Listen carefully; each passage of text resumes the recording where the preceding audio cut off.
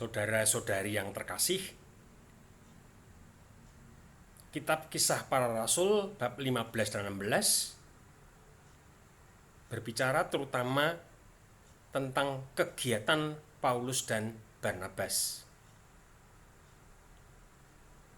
Setelah mewartakan Injil di banyak tempat, Paulus dan Barnabas kembali ke Antiokhia.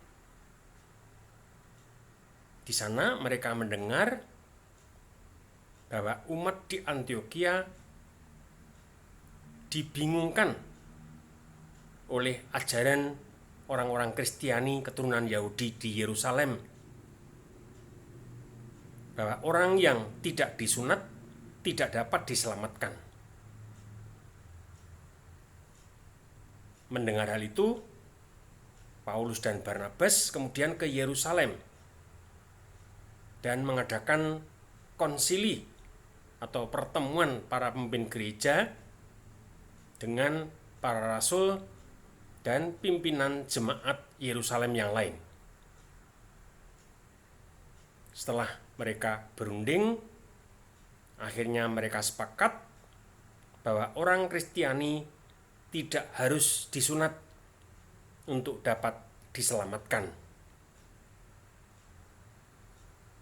Dalam pandangan Paulus, sunat adalah bagian dari budaya dan agama Yahudi, maka tidak dapat dipaksakan kepada orang-orang Kristiani yang bukan Yahudi.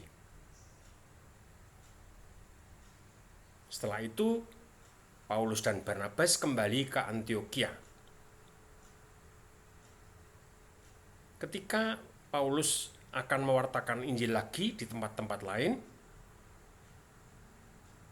Barnabas ingin mengajak Yohanes Markus, tetapi Paulus tidak setuju. Karena itu Paulus dan Barnabas bersepakat untuk berpisah dalam mewartakan Injil. Barnabas ditemani oleh Yohanes Markus mewartakan Injil di Siprus. Sedangkan Paulus ditemani oleh Silas semula mewartakan Injil di Syria dan Kilikia atau Turki. Mereka mewartakan Kristus di beberapa tempat di sana. Setelah itu, Paulus mewartakan Injil di daerah Yunani atau Makedonia.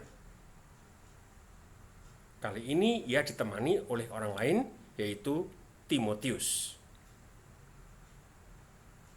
Bersama Timotius, akhirnya mereka berdua pergi ke daerah Makedonia untuk mewartakan Injil di sana, terutama di Filipi.